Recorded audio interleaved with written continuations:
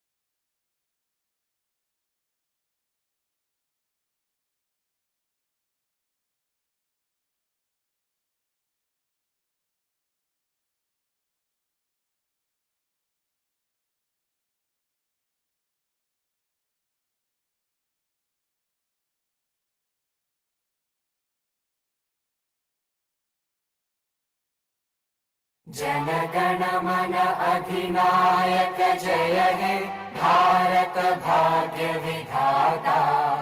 Punjab Sindh Gujarat Maratha Dravid Utkal Banga.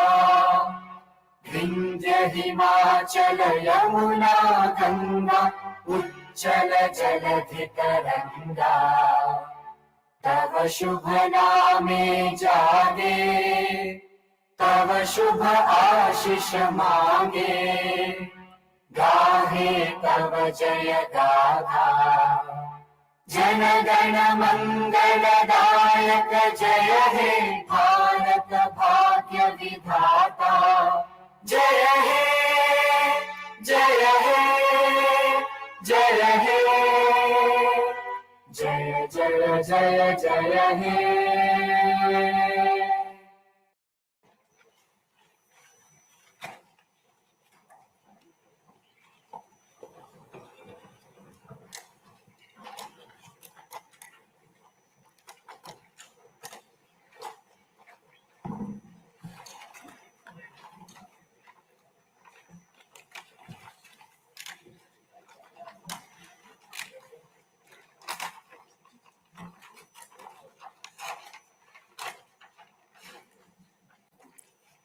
Honorable Chairman, Andhra Pradesh State Legislative Council,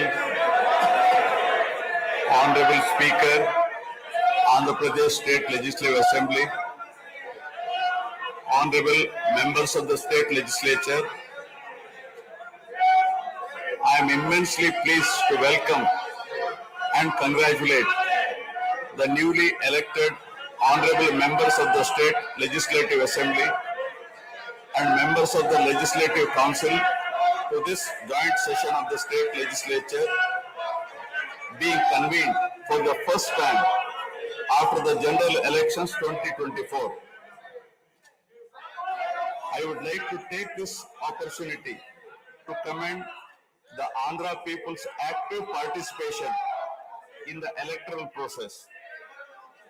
Their inspiration for change has been unambiguous. Now the responsibility of fulfilling their aspirations lies with all of you. Honorable members, you are aware that due to the supreme sacrifice of Amarajeevi Potti Sriramulu. Andhra Pradesh was formed as the first linguistic state on 1st October 1953 with Kurnool as capital. Thereafter, the state was recognized on 1st November 1956 and Telugu-speaking parts of Hyderabad state were made into the combined Andhra Pradesh with Hyderabad as capital. Accordingly, a lot of Telugu people moved to Hyderabad. Again, in June 2014, the people of Andhra Pradesh were forced to undergo another reorganization of their state, the most damaging experience of all.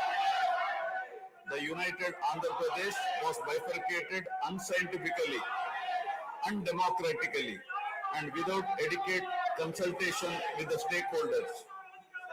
This has left an indelible mark on the minds of the people of the residual state of Andhra Pradesh. The turbulence caused due to multiple state reorganizations and the resultant disruptions have deprived Andhra people of a sustained long-period development and progress.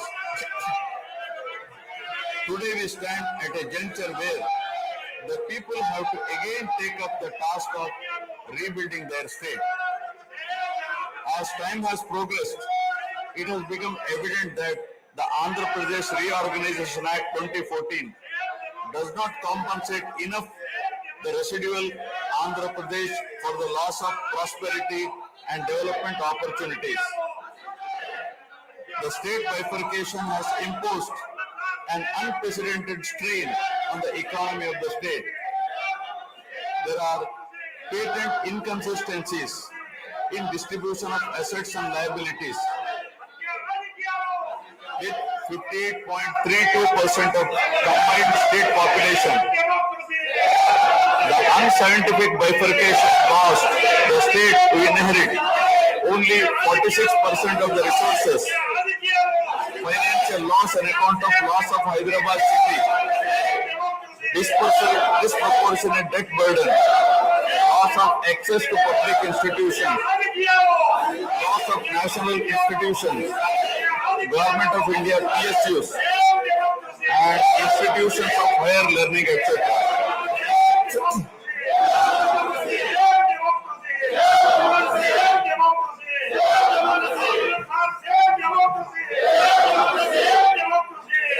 One can see that scientific criteria for apportionment were not adopted, while the residual state inherited huge revenue deficit. Debt was shared on population basis, assets on location basis, power sharing on consumption basis, and worst of all, educational institutions with no basis. All these factors led to the structural change in economy with reduction of service sectors from 51% to 44%. The per capita income too fell from 1,06,176 for the combined state to rupees 93,121 for AP. Notwithstanding the adverse impact of the state bifurcation and undaunted by challenges such as budgetary constraints, infrastructural deficiencies, and unresolved issues, the government converted every crisis into an opportunity during the period 2014 to 19. The government had laid a solid foundation for vibrant, sunrise Andhra Pradesh. The then government focused on the inherent strengths of the successor state of Andhra Pradesh, its 974-kilometer coastline, providing opportunities for port-led development and requisite environment for manufacturing activities. The fertile river plains supporting agriculture and allied activities, the passing of 3 industrial corridors through the state, rich natural and human resources. A reflection on the state's performance during the 5-year period of 2014 to 19, gives a clear picture of the balancing act between development and welfare. Completion of prestigious Pattasima project by linking of rivers Godavari and Krishna in a record time of 1 year. Completion of 72% of Polavaram project so that it could be made fully operational by 2021. Prioritization of other irrigation projects, drought proofing measures, real-time governance, development of Amaravati region through land pooling, construction of new secretariat and legislature building are a few examples worthy of mention. All the milestones achieved during 2014 to 19 were possible because of the visionary leadership of Sri Nara Chandrababu Naidu, the Honorable Chief Minister of Andhra Pradesh. In this regime, the state attracted marquee FDIs like Kia Motors, emerging as #1 state continuously in ease of doing business rankings. Under his able leadership, the state attracted several investments in various sectors. The government initiated development of Kakinada SEZ Port, Bhavanapadu and Ramayapatnam ports, expanded airports and increased the state road network.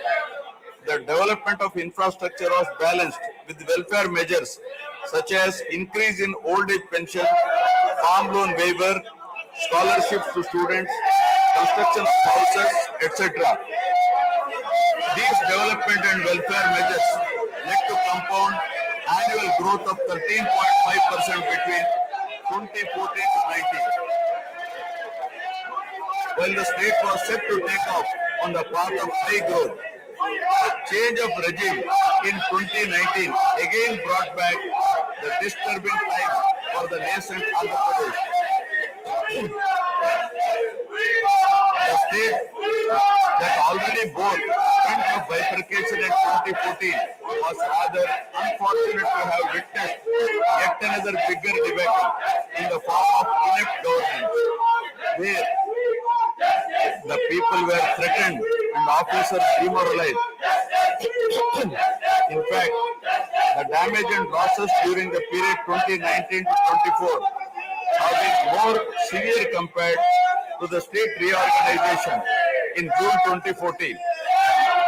The government that assumed charge in 2019 started a destructive note with demolition of Praja Vedike that continued unabated till the end of the regime 2024.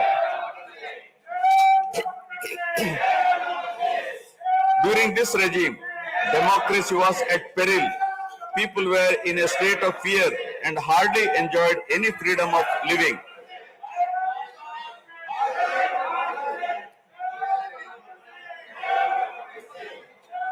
The regime revenge politics had severely hampered the state's prospects for prosperity and growth.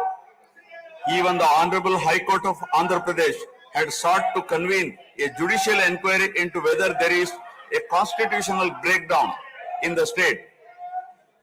The biggest damage was done to the brand AP. No noteworthy companies came forward to invest in the state. The corrupt practices at all levels, coupled with weaponization of instruments of governance across revenue earning departments for personal gains, sabotaging of checks and balances, made several state institutions and private companies defunct and forced the existing enthusiastic investors and entrepreneurs to move out of Andhra Pradesh to other states. The uncertain environment, which rocked the confidence of the people in general and investors in particular, started showing impact on the state finances, leaving them in a mess. Fiscal prudence was abandoned. Expenditure was beyond means in spite of limited revenue growth, and debt and liabilities rose sharply. Financial management is manifested by diversion of funds, higher taxation despite high inflation, increase in power sector liabilities, neglect of capital expenditure, which eventually resulted in slowing down of the economy.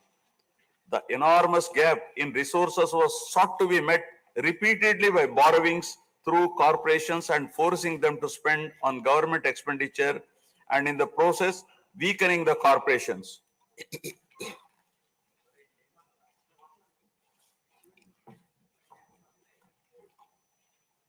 In view of the inordinate delay in clearance of the bills due to strained financial position of the state, many vendors and contractors have approached the High Court of Andhra Pradesh for relief and filed cases against the government.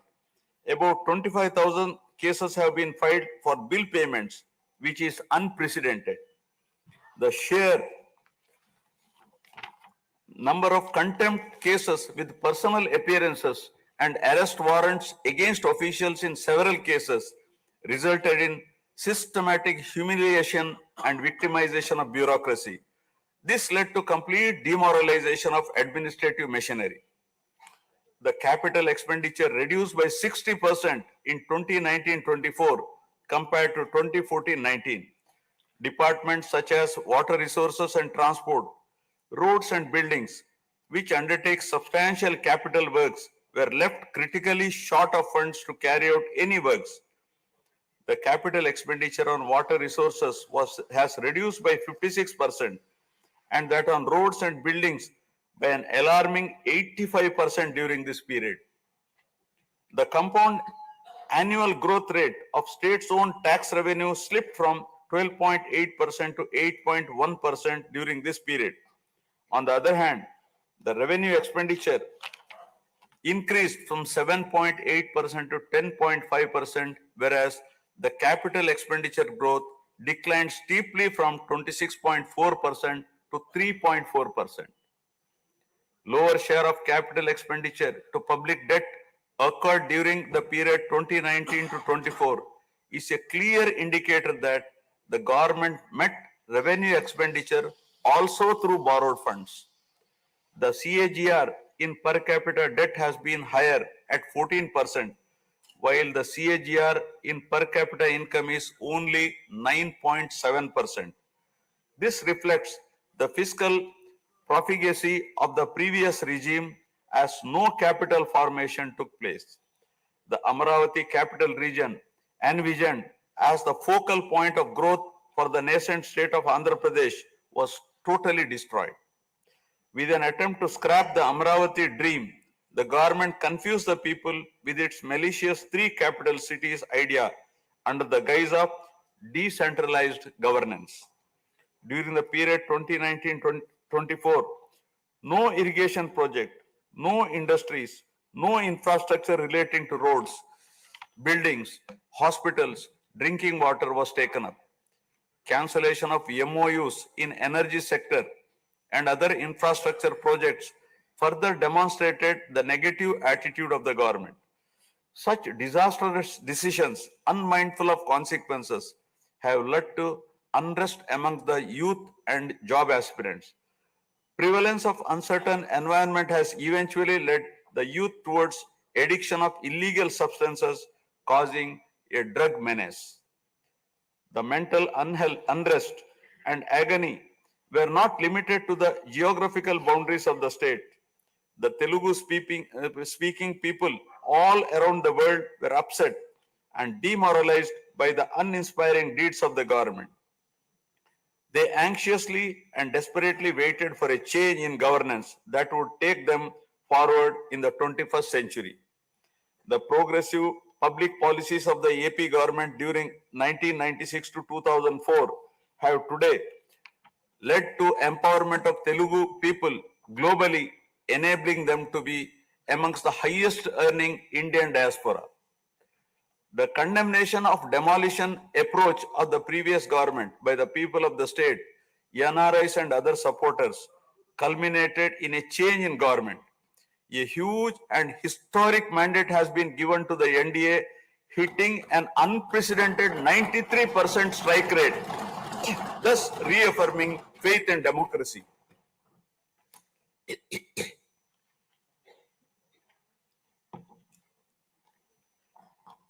I sincerely congratulate the people of Andhra Pradesh for their wisdom in electing a government that discharges its duties with a futuristic view. Hordes of Andhra people had come from various regions to be part of this historic mandate in favor of future of Andhra Pradesh. The new government has a perfect blend of fresh and experienced honorable members in the assembly.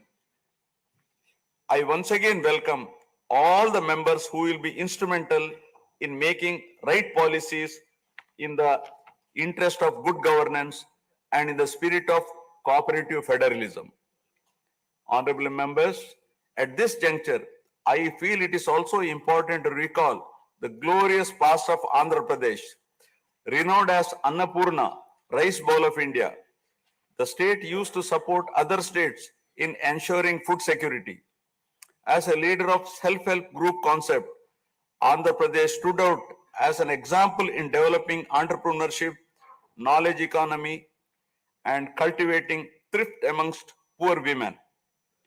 Use of IT in all areas of welfare and development was the cornerstone of state's vision. The misrule of the previous government, which lacked transparency, have compelled this government to put the facts before the people about the disruption of systems and rampant corruption prevailing during the last 5-year term. Accordingly, my government has released a series of white papers highlighting numerous discrepancies in fund utilization, misappropriation, resulting in huge loss to the state exchequer and the natural resources base of the state. I would present some of the key takeaways of the white papers. Completion of Polavaram, the lifeline of Andhra Pradesh, is of the highest priority. The Polavaram project has been completely derailed. Introduction of reverse tendering and cancelling the agreed contracts have caused an irreparable damage not only to the project but also to the concept of interlinking of rivers and irrigating every acre of land. Unilateral announcement of 3 capitals for the state resulting in 1,631 days of farmers' protest. Modification of jurisdiction of the Capital Region Development Authority to 6,993 square kilometers. Shelving preparation of regional master plans. Completing the land acquisition in only 191 acres are some of the events that halted the progress of CRDA. This led to a potential loss of about 7 lakh jobs and estimated loss of wealth of about rupees 2 lakh crore along with loss of investment and growth opportunities. Andhra Pradesh, which enjoyed the distinction of being the first state in the country to have introduced reforms in the power sector in 1990s, had achieved energy sufficiency from 1996 to 2004. After bifurcation, the state faced an energy deficit of 22.5 MU per day. Again, by bringing second generation's reforms in energy sector and promoting renewable energy, the state become energy surplus by 2018. The state has witnessed an irreparable damage in the recent past. State energy sector has also suffered huge losses to the tune of rupees 1,29,503 crores during the period 2019 to 24. Misappropriation of natural resources such as land, mines, and minerals and forests has been widespread.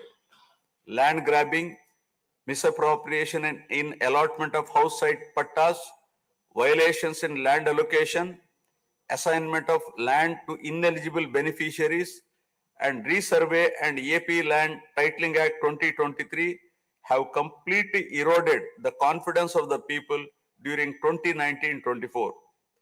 Put together, an amount of rupees 35,576 crore covering 1.75 lakh acres has been estimated as a loss, and the fundamental right of the people to own their property was affected. Looting of sand and mineral wealth is another area that resulted in huge loss to the exchequer, and involved corruption. My government has initially estimated that an amount of rupees 19,000 crore has been lost due to illegal activities in these areas. Due to the unfriendly sand policy, 20 lakh construction workers have become unemployed. Due to the inefficient, inappropriate policy making and laxity in enforcement during the periods 2019-24, a cumulative loss to the tune of 9,750 crore has been incurred in mineral revenue. Huge damage has been done to environment. Smuggling of precious red sanders from forests has taken place with the revenue from the sale of red sanders dropping from rupees 1,623 crore in 2014-19 to rupees 441 crore in 2019-24. The destruction of mangrove forest land and Rishikonda Hill in Vishakhapatnam have also damaged the state's heritage and culture. The government misused law and order machinery during 2019-24 by harassing dissenting voices. There was rise in crime against women, children, atrocities on innocent people, especially the SC, STs and other vulnerable sections. The people lost faith in the government's ability to maintain rule of law.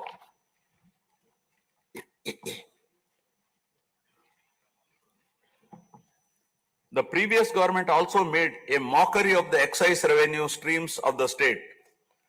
The VAT on excise was reduced and diverted to AP State Beverages Corporation as a special margin, which otherwise would have come to the government as revenue. The government levied the additional retail excise tax on the issue price of liquor sold by APSBCL and escrowed the same for repayment of loans taken by APSDC. While the APSBCL started supplying low quality liquor and introduced unknown brands at significantly higher rates, there was increase in black money due to smuggling of IMFL across the border districts. These policy practices have caused irreparable damage to the excise revenue streams of the state. As a result, it has become difficult for the new government to meet even the essential committed expenditure with the reduced revenue of the state.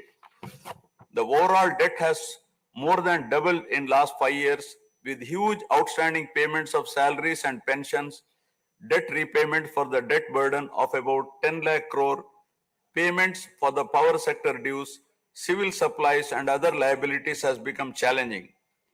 Putting the governance back on track is truly a Herculean task.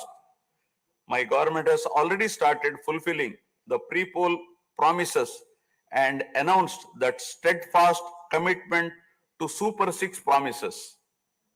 My government has launched its trademark people-centric governance soon after assuming office with a series of measures such as announcing a mega DSC for filling up 16,347 teacher vacancies, abolishing the Land Titling Act, enhancing social security pensions to rupees 4,000, organizing a skill census, and reopening the Anna canteens to provide food for the poor at a very nominal rate of rupees 5 and supply of free sand. My government will initiate other important measures also. I am sure my government under the able and proven leadership of Sri N. Chandrababu Naidu Garu, the Honorable Chief Minister of Andhra Pradesh, and Sri Pawan Kalyan Garu, Honorable Deputy Chief Minister, with complete support of Sri Narendra Modi Garu, Honorable Prime Minister of India, will make all-out efforts in fulfilling the aspirations of the people for developing the state. Initiating the process, the Honorable Chief Minister visited New Delhi to meet the Honorable Prime Minister and other union ministers concerned and apprise them of the grim financial situation. During the visit, special requests have also been made for hand-holding by the center and extending liberal support to the state. I appeal to the people of the state to understand the current alarming financial situation and cooperate with the government in rebuilding the state. The massive destruction, which resulted in huge loss of natural resource base and human value system, really makes the reconstruction process difficult and time-taking one. To assess the complete loss, plan for resource mobilization and development is a cumbersome task. It requires collective thinking, extensive discussions with intelligentsia and academicians to explore ways to overcome the current crisis. It also involves finding ways to restart the entire development ecosystem through short, medium, and long-term plans in the light of the new development paradigm of Viksit Bharat at 2047. The extent of real damage done to Andhra Pradesh in the last 5 years had not come in public discourse thus far. The misgovernance from 2019 to 24 created a trust deficit with regulatory authorities and damaged the brand of AP amongst investors. The people now given a strong mandate to the NDA to rebuild the brand AP and regain the trust.